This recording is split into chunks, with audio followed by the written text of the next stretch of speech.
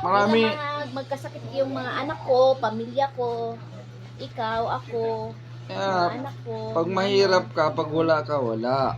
Kaya nga minsan yung pag meron ka, maraming nandyan. Nagbibidyo yan!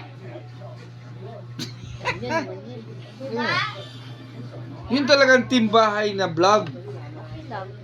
Okay lang okay lang katamtaman lang. Basta wag lang yung hirap. Kasi pag walang wala ka, walang pumapansin sa'yo. Makakain ka Kasi lang. sasakay sila. Tingnan mo, si Alex Gonzaga, bumababa na yung content niya. Lumapit siya dun sa yung Mangyan Vlog para tumaas kasi maraming followers.